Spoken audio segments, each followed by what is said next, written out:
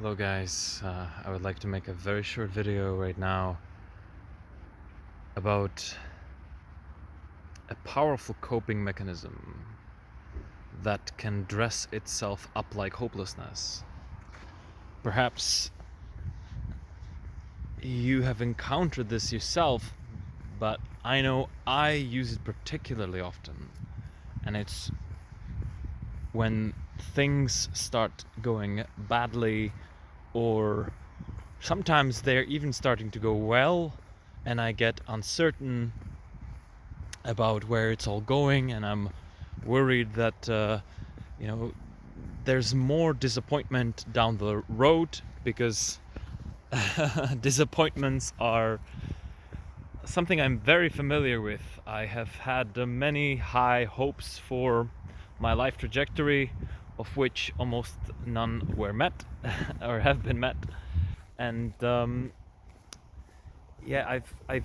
found that there's this recurring theme uh, where I tell myself, I convince myself that things are going to end badly anyway.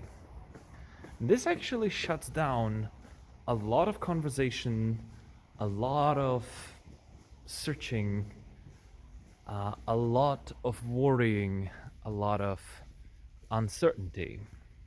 Because when you tell yourself that everything's going to end badly, or perhaps you even, allow suicidal thoughts to sort of re-enter your mind, or to claim their power and voice, and when you tell yourself it's all going to end very soon, or it's all going to end badly anyway, there's no more pressure, there's no more tension, or at the very least, I feel like there is less of it, right? That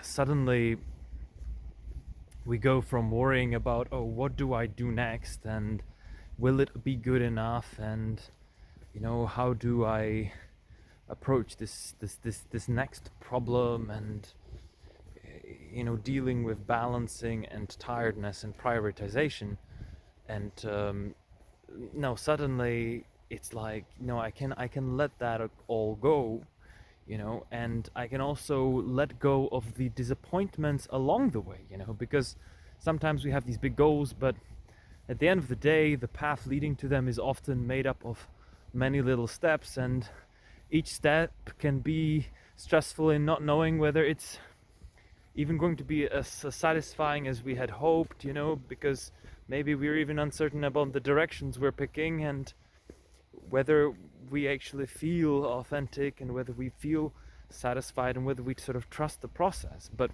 once you shut everything down with this emerging idea of impending doom, that is coming to claim it all, end it all, and sort of decide this entire debate very, very simply, then there's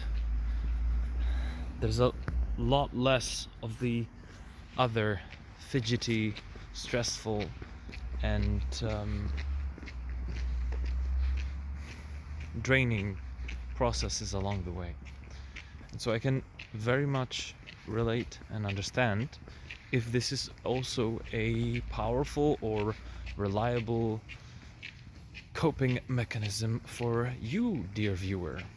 And this video is trying to offer understanding in that front, bring it to the forefront of our awareness, consciousness, and to also point out that this is not necessarily as rational and doesn't necessarily have to indicate how things will actually turn out. That's kind of the point of this video as well, right? Is that if almost every time you meet a new person, you already tell yourself in your head, well, I'm not going to become friends or partners or colleagues or whatever. I'm not going to create the kind of relationship I was hoping for with this particular person, it's not going to go well, it's going to end badly. I'm not going to get what I want, is the idea.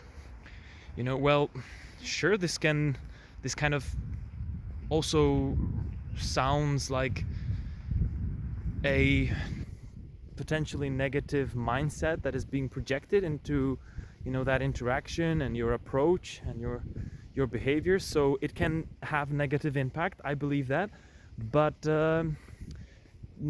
it doesn't doom things. If every time we believe or don't believe something will happen, and our belief would manifest the result, then I guess believing would be all that's really important. Because if you believe that you can become friends with the person that you meet and want to become friends with, and it just happens because you believe that way it will, it's just the world doesn't work that way. That's not rational. And I think the same goes without saying about our expectations. So just because you believe something will end badly, or okay, fair enough, that is basically the core example here, but I think clearly our expectations do not dictate outcomes, even though they can very well affect them. So in this sense, even if you think that it's all gonna go to shit and life is not gonna be worth living, and that it's going to be one grey, depressing, unworthwhile mass of suffering. If, for example, you have I'm sorry, I'm laughing, but it feels so absurd, and I'm and heavy, and sometimes I just use laughter as a bit of a defense mechanism and relief. But I am taking it very seriously. And so even if you expect or believe that your life will be that dark, it doesn't mean it will. The same goes for people that believe that their life will be sunshines and butterflies, as in extremely positive and extremely fruitful and successful. That belief alone isn't enough. And yes, I do talk in some separate videos, I do talk about how mindset, affects our actions, and how it is a good thing to work on if you want more positive results. It can help influence certain outcomes and processes, but it's definitely not everything. And I would not at all want to bring someone down by saying that if you have negative expectations or a negative mindset, it's going to drag you down to the mud, it's going to ruin everything, and you can find yourself in this self-feeding cycle of like never-ending negativity, where it feels like I can't change my mindset, so I can't get better. Okay, so, and you're stuck. I don't believe that at all. There are way more factors at hand here.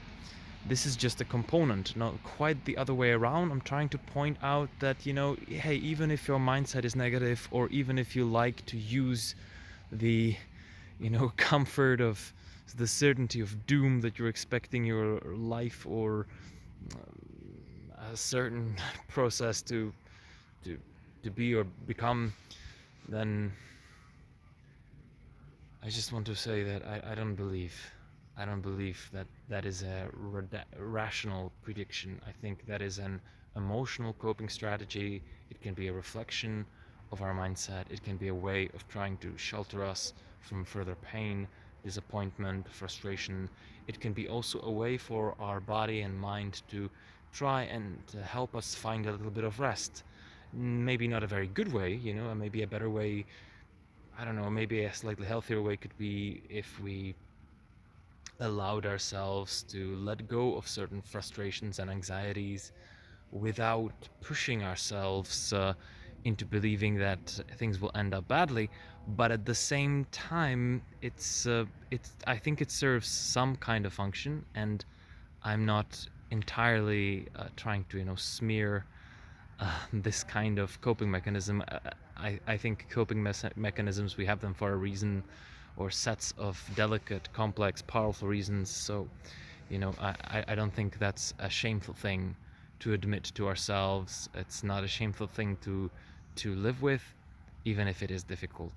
So yeah, if you have a tendency to go through this often, where you just see very negative outcomes ahead of you, I I am definitely not happy to hear that, because that, I would imagine, that must feel very difficult, perhaps even suffocating and demotivating. It's like, how do you keep yourself going forward when you see so much darkness?